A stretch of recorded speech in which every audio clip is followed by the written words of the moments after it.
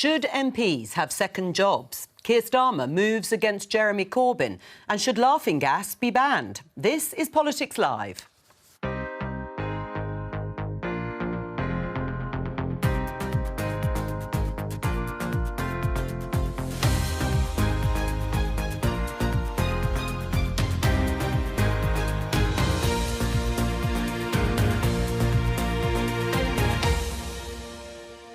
Joining me today, Conservative MP Heather Wheeler, Labour MP Siobhan McDonough, Novara Media's Ash Sarkar and Director of the centre-right think tank Onward, Seb Payne.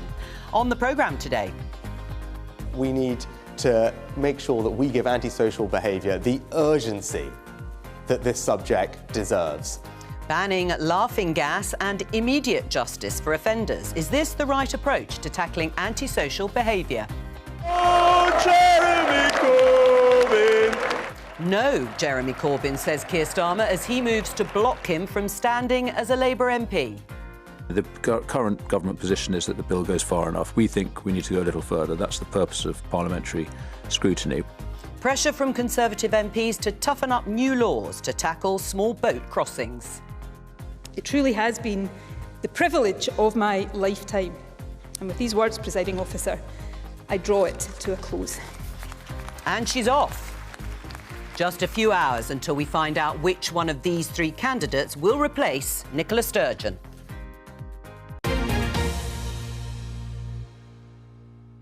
Let's start with this story. It's on the front page of the Mirror. Johnson for sale scandal. It says, give me £10,000 a day and I can get you Boris, referring to the former Chancellor there, Kwasi Kwarteng, who was one of a number of MPs, including the former Health Secretary, Matt Hancock, who agreed to work for a fake, South Korean company for £10,000 a day. It's footage from the campaign group led by Donkeys. MPs are, of course, allowed to have second jobs, and there's no suggestion in this case of parliamentary rule-breaking. Now, Matt Hancock, spokesperson, said he acted properly and within the rules. Politics Live did approach Kwasi Kwarteng's office for comment this morning, but they haven't responded. Let's listen to Government Minister Chris Philp. Well, those video images certainly represented an extremely unedifying spectacle. Parliament regulates these things, and there are some rules that have been introduced over the years. One is transparency, that is very important, where, had those interviews been real, then any arrangement they'd entered into would have had to be fully publicly disclosed, which is right. Parliament also recently strengthened the ban on paid lobbying. But more broadly, Heather, should MPs be allowed second jobs? Of course they should. Lots of people write books, lots of people do TV. Obviously, I'm not being paid today, and my full worth is before you. And we're very grateful. People work on farms, people work in the medical profession, and people who come from really extensive business backgrounds work in business. Of course they should. Should there be a limit at all? Should certain jobs be banned? I don't know how people manage it. I think need to take advice, because being an MP strikes me as a completely full-time and more job if you're representing your constituents. I think the answer is generally no, but there are exceptions. Clearly, people in professions like being doctors, nurses or sometimes lawyers need to keep in to do something in order to keep their registration. But I actually think there's a huge job to do and we need to do it. But would you actually ban those other second jobs? For example, David Lammy, Shadow Foreign Secretary, declared income from more than 40 different sources and earned over £200,000 since 2019. Maybe you should get advice from him. Well, David does a programme on LBC and I think that's only a good thing, because he hears from people and he gives a particular view. I think it depends what it is and whether it actually supplements what you do and gives you knowledge, or actually it means that you're not doing your job and actually you're paying some young staff member an awful lot less to do something that you should be doing. The amounts of money are quite eye-watering in this particular scam, £10,000 a day. But on the other hand, people do add value, don't they, MPs, with second jobs that they do? I don't see what 10k a day for Kwasi Kwarteng adds to anybody. What we're seeing here is a form of corruption. To destroy your economy? Well, you do that for cheaper than 10k. What But remember, it isn't. It Well, isn't no, but no, corruption. but- but- no, but- If this had been... Well, let's put But it the this thing way. I'm saying is within the rules. It's Yeah, within the rules. yes, it but is. It's a form of corruption because let's be real. Nobody thinks that these individuals' expertise is worth 10k a day. It's for influence some people and might, it's obviously. for access. I mean, George Osborne, after he stepped down as Chancellor, he made nearly £190,000 in a single week giving talks to banks and for hedge funds. This man is not that interesting, and he is certainly not that funny. So what is that money really paying for? But that, of course, is a value judgment, isn't it, made by the people who are prepared to offer it. Where are you on this, Seb? I think it's all about having trust within the system at the moment. And as we saw with the Owen Paterson farrago when it started the fall of Boris Johnson in 2021, I think, that showed a system that people didn't have trust in. It was clear that the most egregious breaching of parliamentary rules happened. There were reforms, as you referenced, Heather, to paid lobbying after that. But I'm still not sure there's quite enough public trust in the system as it stands at the moment. What I would like to see, I don't want to think you should cap by profession, because I think that starts to get too prescriptive and too complicated. But I think there could be a cap on hours you can do beyond your job, because you are right, Siobhan, being an MP is a massive job, but there are set profession sectors, doctors, nurses, lawyers, farmers, where you do have to you can't just entirely get rid of what you did before you become an MP, but also you do want MPs part of public life. Chris Bryan has written many great books about Parliament. If you didn't have second jobs, he couldn't do that. So I think you need to find a way to rebalance the system so people see that MP is always the primary job. That's what they are there for. Anything outside of that, for example, you could have a 20% ban on 20% time, so you could spend a maximum of 1 day a week on outside interests, and that would ensure that MPs' primary focus is on Parliament, not on other stuff. Would you welcome that, Heather, before we move on? I think it would make it completely transparent. And I think that's probably what the public would like to see. I genuinely think that you bring a huge expertise to the role of an MP and you bring a huge expertise to the role of a business. I think it's, and I can say this here in this building, not in the other building, this really is hypocrisy. You've got front bench Labour people writing books, doing TV, doing radio, earning good money. Thank you very much. Apparently that's absolutely fine. But if you're a businessman, it's not fine. Siobhan? Well, that's hypocrisy. It's a question of where is the clash? Where are people suspicious? I mean, I don't believe, but to what Ash said, that people were approaching Kwasi Kwarteng because he has some unique and unusual view of the world. They're doing it because of people's political contacts and political knowledge, and you need to be very upfront about that. And it's work that's doable for some people who have the contacts and not for the others. So it's the suspicion that it raises. All right, let's have a look at this tweet. News breaking in the last hour or so. My colleague Ian Watson. Keir Starmer will use tomorrow's NEC meeting, the NEC being Labour's ruling executive, to confirm that Jeremy Corbyn will not be a candidate at the next election. This is something which the NEC can decide, but with a leadership majority, they are likely to debar the former UK Labour leader. He lost the whip some time ago because of his response, Jeremy Corbyn this is, because of his response to the report into anti-Semitism allegations and claims in the Labour Party. What's your response? If you actually look at the motion that Keir Starmer's put forward, it doesn't mention anti-Semitism once. It only mentions the election loss. So why should Jeremy Corbyn be banned from standing again as an MP when Ed Miliband, who had a lower return of the vote share than Jeremy Corbyn, is allowed to sit in his shadow cabinet? Stuff like this is what makes people mistrust MPs. They talk about fairness publicly, but then what they try and get away with behind closed doors, well, it's all about factionalism and political opportunism. Siobhan? Jeremy can sort this out. He can apologise for the anti-Semitism. He can acknowledge that the Human Rights Commission was right and this wouldn't happen. But it doesn't mention anti-Semitism. He is belligerently belittling and demoting the amount of anti-Semitism that went on But in the then Labour why doesn't Party. it mention anti-Semitism in Keir Starmer's motion? It only mentions the election loss. But we know that that is why this is happening. But then why doesn't it say it in the motion? If we all know it, why isn't it in the motion? It was, of course, the reason he lost the whip, wasn't it? That was why he lost the Labour Party whip in the first place. And this is going a stage further, just to explain to viewers. But yes, Siobhan, why doesn't it mention it, do you think? I haven't seen the motion, but what I know is that if Jeremy were to say, look, in retrospect, things were bad, I should have done more, anti-Semitism is always wrong, then there would be a much greater challenge. But because of Jeremy's own position and own words, he's got himself into this position. Should he apologise? If he apologised, the likelihood is he certainly would have got the whip back. The thing is, I don't think that an apology on that matter will do it because they've cited a different issue that in this motion. But should he apologise anyway? I mean, process apart, should he apologise? I think that he has apologised, and I think that he can do so again. I think there was a form of words which was agreed. He has apologised. Hang on.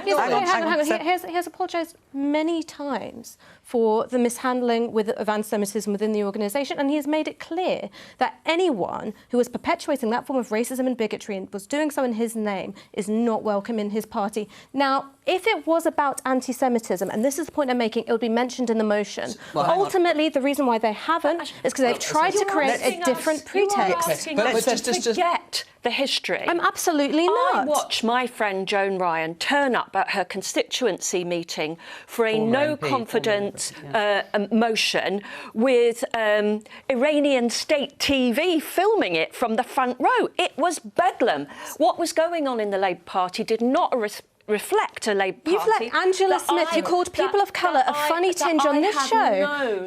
I've been a member of the Labour Party since I was 16 years of age. That period of Jeremy Corbyn's leadership presented a Labour Party to me with views that I had never, ever heard before. I'm sorry, if the Labour Party... shocking. If the Labour Party was serious about racism... needs to appreciate that and needs to apologise. If the Labour Party was serious about racism, one, it would actually pick up the phone to Martin Ford Casey when he talks about there being a hierarchy of racism. It would deal with the mistreatment of black and Asian councillors and black and Asian MPs. And three, wait, hang on, I did listen to you, and now I'm talking about... comes up in the Labour Party.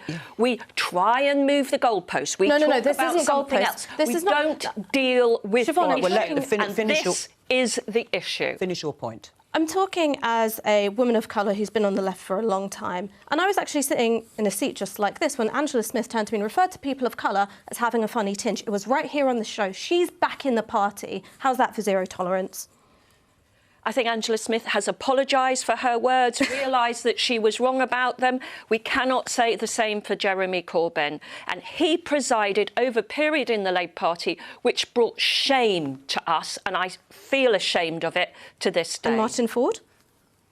Ash, can I ask you a question about the apology thing just on this? Because you're right, he has apologised in the round, but what he's not accepted was the Equality and Human Rights Commission report, because when that came back and said there was institutional racism within Labour, and that's now been removed, Keir Starmer has worked towards that. If Jeremy Corbyn had apologised for that report and accepted that report, I do not think he would be suspended. Why did he not accept that? He talked about how saddened he was reading that report, and he also said that... But why could he not just said it? I think that what this is about is that there would have been nothing that he said that would have been good enough in the eyes of Keir Starmer. I think, honestly, that's the case, and that's why they haven't mentioned anti-Semitism in this motion, because if he did do everything that's being asked, he said, I will accept whatever form of words you want me to say, and said it, they would say, well, actually, it's not about that. It's about the fact she lost the election. It's looking for an excuse, and it's plain as day. But that motion is about wider disrepute of the Labour Party. That's what they get at, and that obviously plays into what Siobhan was saying. It doesn't mention anti-Semitism by name, but the election result, combined with anti-Semitism, is what took Labour to that dreadful result in 2019. But I'm sorry, if it doesn't mention anti-Semitism in the motion, I don't think you can consider these two together, particularly when Ed Miliband, who lost an election, is in the shadow cabinet. Well, moving away from the process, do you think Jeremy Corbyn should stand as an independent?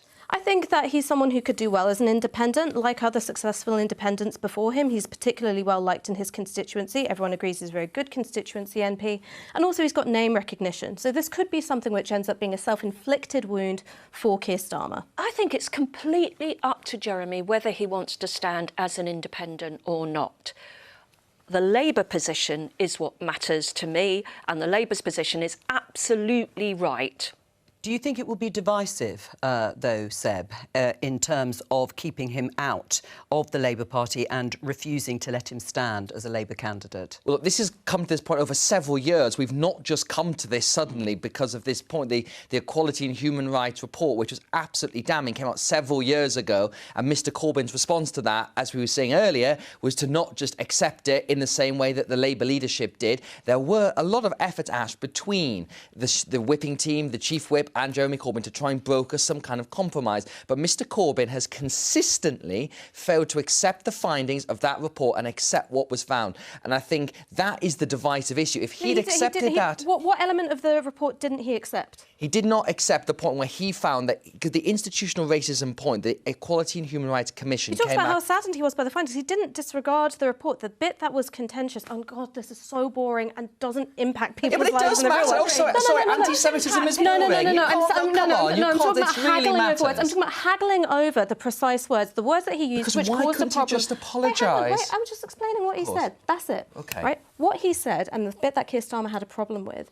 is saying that there was some exaggeration in the press of the scale of anti-Semitism. That's the bit that became contentious. Yes. He didn't disregard the findings. He didn't refuse to accept the findings. That's the part that was contentious. Now, you might disagree with that, as is your right, and you can say that should be a dividing line. Again, it's your right to say so. But to sit here and say he didn't apologise, oh, well, he did apologise, but he didn't accept the findings. Oh, well, he did accept the findings, but he didn't use this precise turn of phrase. That shows you how the goalposts are moving.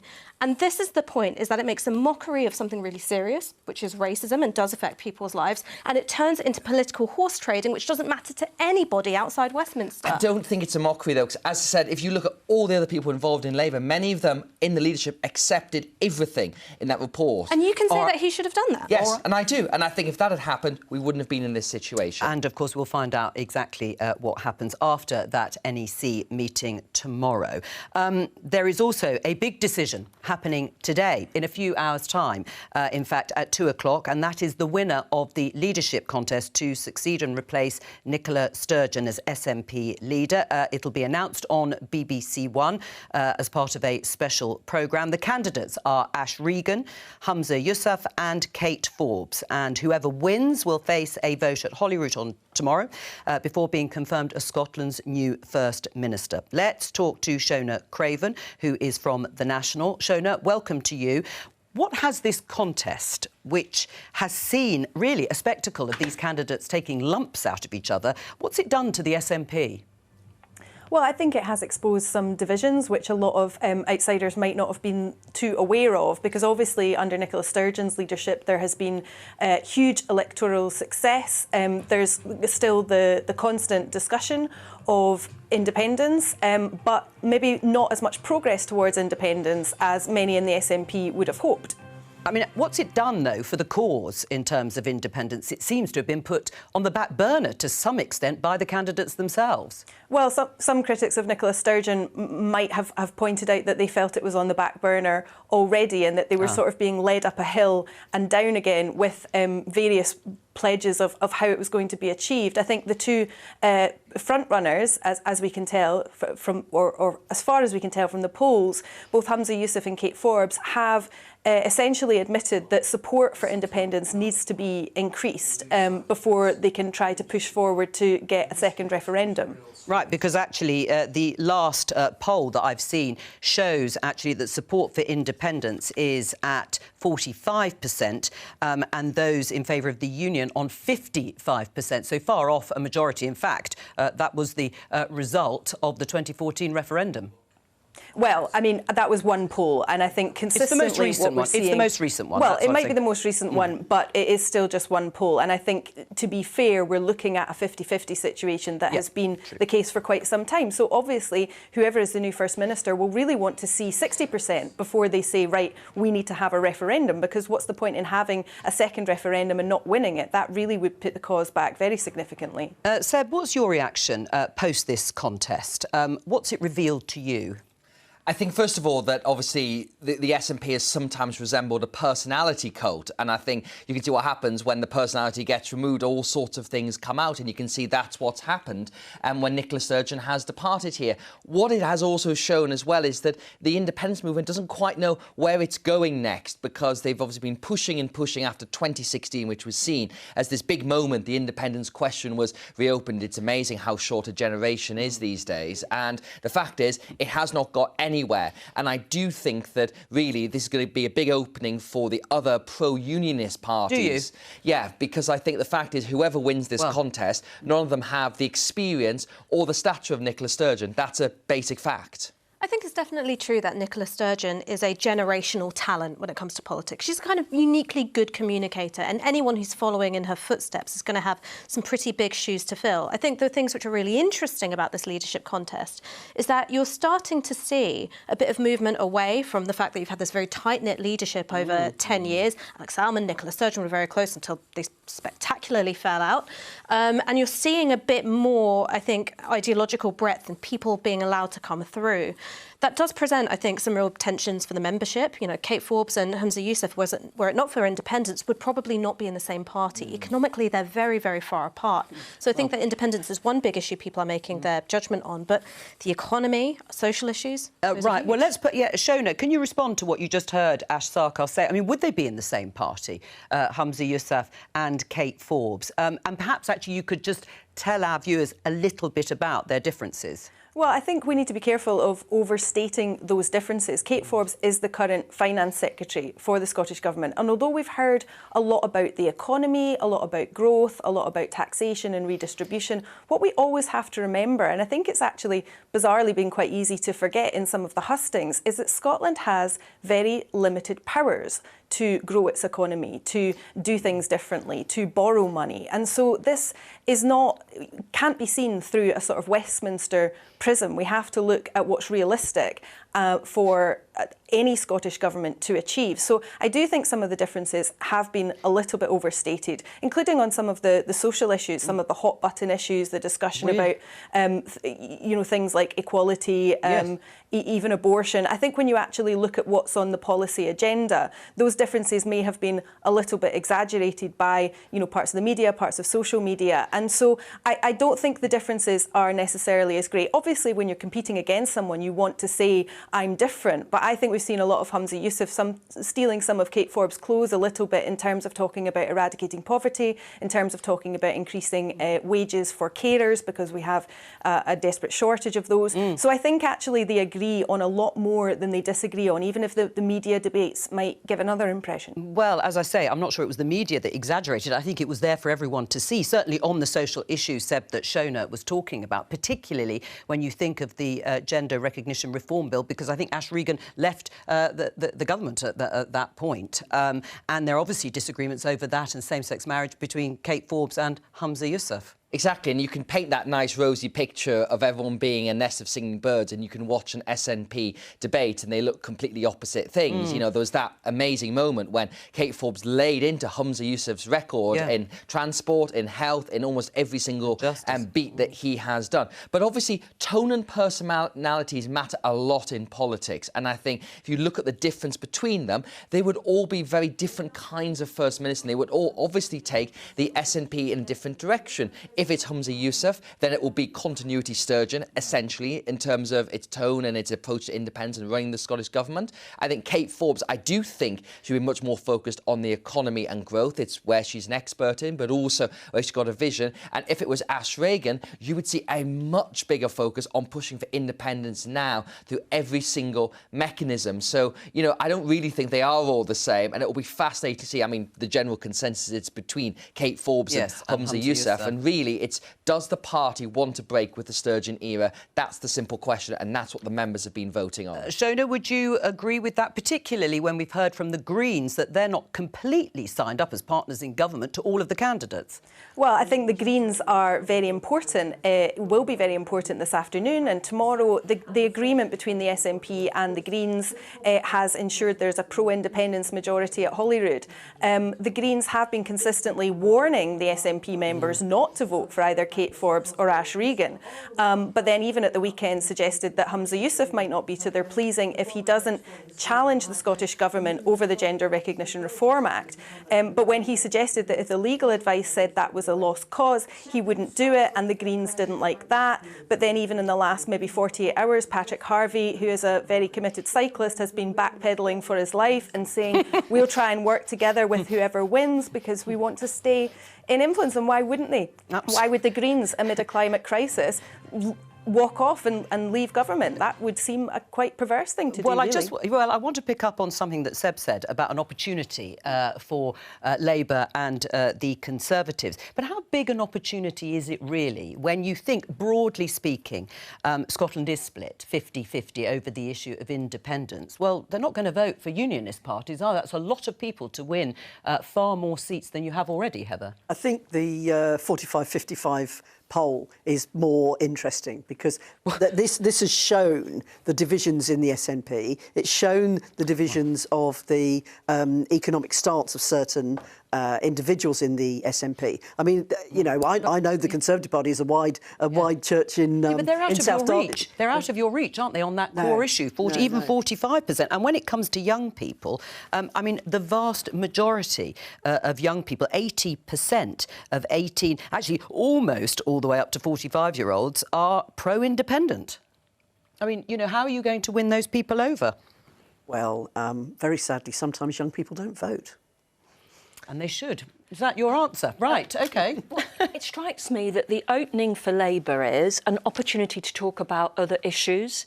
You know, the education system in Scotland is letting lots and lots of kids down, concern about the NHS, concerns about work. There are lots of the same sort of anxieties about the future and what it looks like for families actually exists in the rest of the UK, which shows the limit of nationalism on its own. So I'm not saying it's an easy road back, but there is an opportunity to make the case and to try and work on issues that exist for everybody, whether you're in the 45% or the 55%.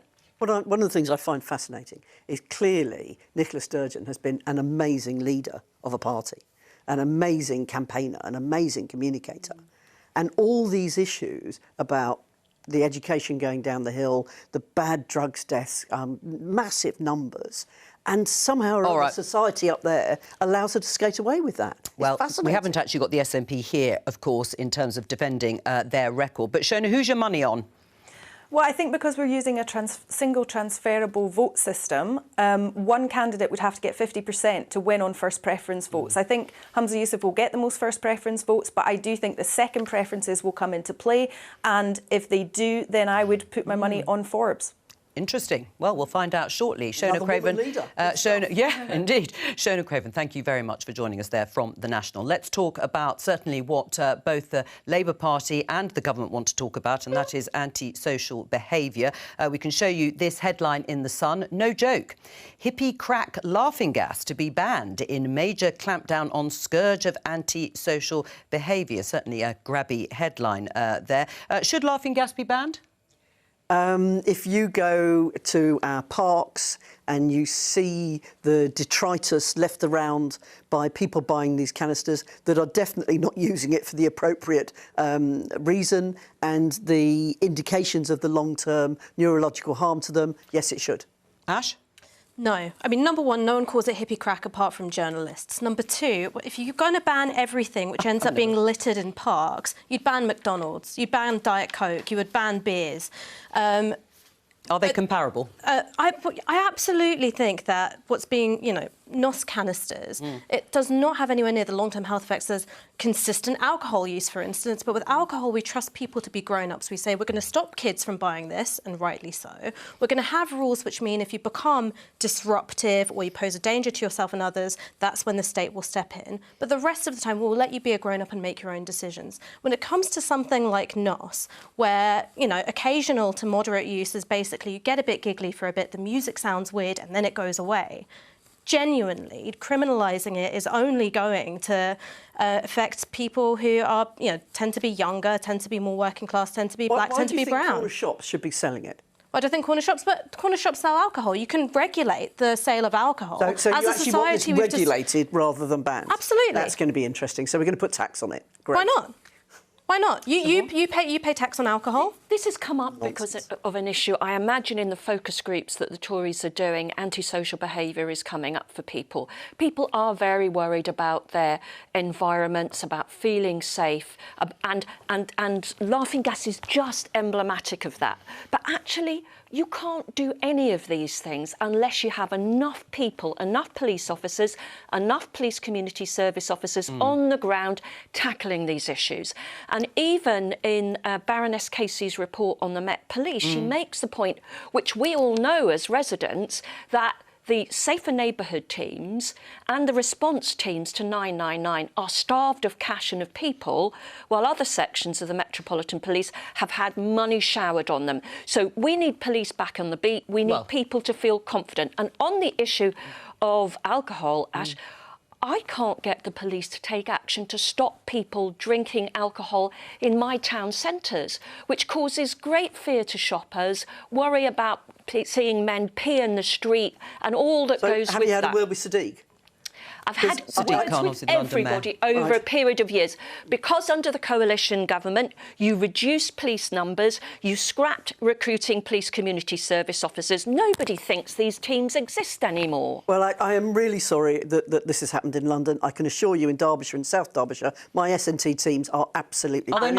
Are there no problems with antisocial behaviour? They go round and they stick it on Facebook when they get hold of people. It's absolutely so. It's belittling people in the community. Sorry, it Heather. works really well. I think you're a great woman, but I don't believe well. you. I think if I went down your constituency and I knocked on the doors in the street, they would say the same as they're saying in every other part of the country, which is they don't see a police officer because the teams have been reduced in terms of size and number. We've got more police in Derbyshire than we've ever had before. Now, there are more police officers coming back. It is true that the numbers have been brought down. But should they be focusing on this type of thing? I think we've done a lot of work at Onward on how to do levelling up in practice, and we've did focus groups in Warsaw, Barry, Clacton, South Tyneside, Oldham, Warsaw. The number one thing that came out from all those focus groups was antisocial behaviour. If you're trying to deal with economic inequality, people want to feel safe in their town centres. Yes. They want to feel their physical environment and the social fabric is better. Including banning nitrous oxide. Well, look, I think there's obviously the reason the government have done this, as you alluded to, is this feeds into the wider antisocial behaviour debate. I don't think this should be the focus. I think the much bigger focus is to actually what you were talking about, Siobhan, which is policing. And one thing that we've done a lot of work on is hotspot policing, which is identifying specific areas and targeting resources in a very clear way. And one thing we've seen in the government's new strategy is to introduce more hotspot behaviour policing to deal with, you mentioned those areas of your town centres that people don't feel safe in. That's what police need to have, the powers and the ability and the manpower to do it. They're not using the power, Siobhan. One of the biggest rising concerns I have from mums is their sons being mugged on their way home from school for their phones or whatever. Yeah. And there's just simply not enough police out there, even in the hotspots. May I just ask a question, right? So the person who's been going around all the news studios and talking about how we've got to ban NOS canisters is Michael Gove, who has admitted taking cocaine. All right, you've got a politician. So you think it's hypocritical in that sense? Who's experimented with drugs himself and had no legal repercussions for it. Now saying we're going to crack down on the rest of your kids, and this for me is the issue, which is plenty of politicians take drugs, plenty of their kids take drugs, but they're not the ones who are going to be stopped and searched. They're not the ones who are going to have their life chances impacted by it. It's going to be everyone else's children. Since you've mentioned the stop and search, you'll know that the report has come out. 3,000 cases, I think it is, over the last 4 years of minors being strip searched, disproportionately black children being strip searched without adults. I mean, there's the headline, police strip searching children as young as 8. They're pretty shocking statistics. Do we want to be giving the police more powers in the wake of that and the Baroness Casey report into what has gone on at the Met and the culture there until they've sorted themselves out, Heather? One thing that I find very disappointing is that on so many occasions there wasn't an appropriate adult there. And now, you know, maybe somebody who's 15, 16 and they look 20 or something, but not an 8-year-old. I just don't understand that at all. I mean, that shouldn't be happening. In our system. Our system is in chaos and is just collapsing around us. Sometimes the only time young people get the help they need is when they get into the criminal justice system because somebody takes some notice. If you try to get an appointment at the Child and Adolescent Mental Health Service, if you try as a young adult to get somebody to take notice of your mental health, it just doesn't happen. Nothing works. And while I want to see antisocial behaviour tackled, it's not going to work unless you have enough police on the ground. OK, I think everyone agrees with you that there needs to be enough adequate policing on the ground. There's no dispute about that. On this incident, this is completely disgraceful, this story. I think you've got to acknowledge if you are giving police more powers to do stuff, you've got to have transparency about how they use them. You've got to have much better access to data to see if there are biases in there in the people who are being targeted. Because I think just to simply say this is not going to be an issue and it'll be fine giving police more power, that is not acceptable. But I think there is a very clear way you can say to people, OK, if police crime commissioners, if directly elected mayors, if local council leaders are going to have more powers to deal with ASB, then it needs to be clear about who exactly they're targeting. And I think the idea this comes out every so often in annual review, that's not good enough. If you talk to the young people in my area, they do not trust the police, and they do not trust the police for a very good reason, because lots of them are young black and Asian kids. Well, one is you need proper accountability for police who abuse their powers, and that's something which isn't happening. We've seen that with the Casey report. We've seen it with local cases in my neighbourhood where a police officer was filmed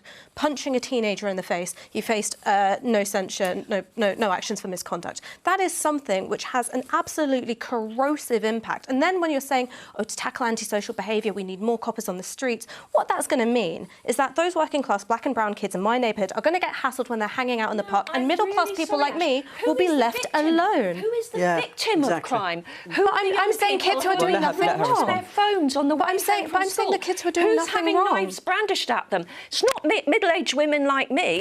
It's young guys trying and staying safe. But when those powers if we have more police, we have more intelligence about what's going on.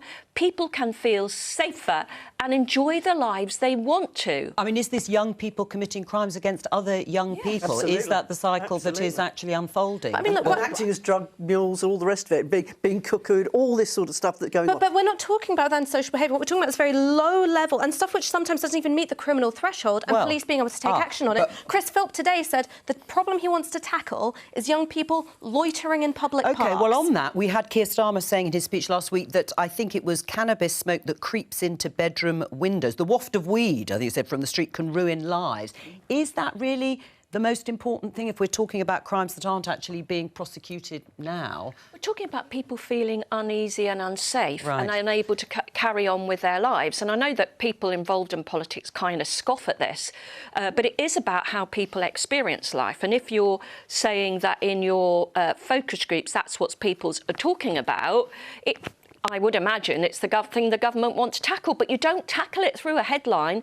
You need to have police on the beat. You need to have people feeling confident in the behaviour of those police. All right, yes, go on, Seb. I think we've just got to be very careful to disaggregate these two things in some ways. First of all, tackling antisocial behaviour and structural problems from policing forces, they are not the same thing. You can't say that you can never give the police more powers because you get these awful instances. You can say you can be very careful about how you do it, and you should be sceptical of it. Which is fine, and I think if you look at what's in the antisocial behaviour strategy, a lot of it is based on research. If you take, for example, some of the academics that have informed that research, it's based on experience we've seen about how antisocial behaviour develops in specific areas. Back to the slogan, tough on crime, tough on the causes of crime. Wow, in London, the youth service has collapsed by 50% since 2010, and the cuts in money to local government, because if you're faced with having a 40% reduction in your budget, you're going to take out those services you aren't legally required to provide. And that is the youth service, which is a short-term gain for a terrible long-term outcome. Just very briefly before we move on, Rishi Sunak also introducing this immediate justice scheme to combat antisocial behaviour. Offenders to clean up damage within 48 hours, wearing jumpsuits or high-vis jackets in government bid to claim crime as priority. Is that a gimmick? Or is that something that's really going to reduce crime? The previous police minister would send round a an email saying, the clean-up crews are available. Have you put in for some area in your area? And the people who are doing their community service will come along and deal with it. And it's been incredibly popular. All right. Incredibly popular. Just following on from our discussion about Jeremy Corbyn being told he won't be able to stand as a Labour candidate at the next election. This is from the journalist Jim Pickard. I'm told Jeremy Corbyn is currently preparing a statement saying he'll stand for Parliament as an independent candidate if he's blocked, as we understand, from standing for Labour. We've just got time to talk about the Suella Braverman, the Home Secretary's illegal migration bill, I think is the title. There is the headline. Tories go to war over Suella's migrant bill. Rival groups of Conservative MPs, some who want to toughen up the bill by trying to close legal loopholes that might prevent deportations of what the government feels are illegal migrants. And another group saying, actually, you should put in place safe and legal routes first before you go ahead with this bill. Whose side are you on? Which group is right? Interestingly, they're both right. So, so you would like to see? So you'd back, would you, the amendment? I think it's Tim Norton, the Tory MP's amendment to have safe and legal routes in place before you actually push ahead with the rest of the bill. I'm really proud about the number of Hong Kong BNOs that we've brought in, the number of people that we've brought in on the Afghanistan scheme, and obviously the number of people we've brought in on the Ukrainian scheme. But this amendment is talking about having safe and legal routes from places like Eritrea or Iran or Saudi Arabia. I was out in Jordan visiting the massive Syrian refugee camp. And what was really interesting there was that there are doctors and dentists and all sorts of professional people, engineers, who've got great skills that this country could use. And I think we ought to have safe routes for those people. I really do. Siobhan? I just think this is a nonsense. I think unless you're going to process people's asylum claims, you're just wasting your time. I mean, the government said it's putting in more people to do that. We have a backlog of over 200,000 cases at the moment, and it takes over 20 months to get through one asylum claim. I can say just on a surgery level, I'm seeing a big increase in the number of people who come and see me about the delays in the processing of their claims, the extension of their visas. So clearly the Home Office is once again in a huge mess. Doesn't matter what law, what policy you have, if you can't process the claims, people are going to come because they can disappear. Seb and Ash, I just want to show you this in the Times. Suella Braverman fuelling rebellion against her own migrant bill. Home Secretary accused of using hardline Tories to push Number 10 into tougher curbs. This is the group that might favour closing some of the legal loopholes, possibly, although I think some of them deny it, wanting to have an amendment to leave the European Convention on Human Rights. Yeah, I think Ms Braverman's representative denied that is the case, because obviously having a Home Secretary going against government policy, that's generally not normally a good idea to have those things. I think, you know, it seems as if this strategy is to go to the absolute limit of what you can do within the ECHR, and I don't think there's any real base within government to do that. But coming back to the point you were asking Heather earlier about, you know, having more legal routes, I think absolutely you do need to have that I understand why the government is doing the illegal migration bill, but I think there also needs to be more routes. And again, if you don't mind me mentioning it, Onward, we've just produced a report called Forced to Move about the impact that's going to come on the UK due to climate change. There's going to be lots and lots of people, millions of people who will want to try and move due to climate change, and we've argued there needs to be a climate skills visa route, and there also needs to be a natural disasters visa route, because at the moment I think the balance is not quite right in having the pathways to allow people who do need to come here on top of the situations that... What I would much rather have is the amount of overseas aid that we're using on the asylum seekers here waiting however many months to be processed. That money should be back in their countries, helping them. Well, and you can do both, though, Heather. Yeah, Ash? I mean, look, on Suella Braverman coordinating with hardliners in her party, I mean, she's done it before, and if she gets caught again, she can have another 6-day resignation.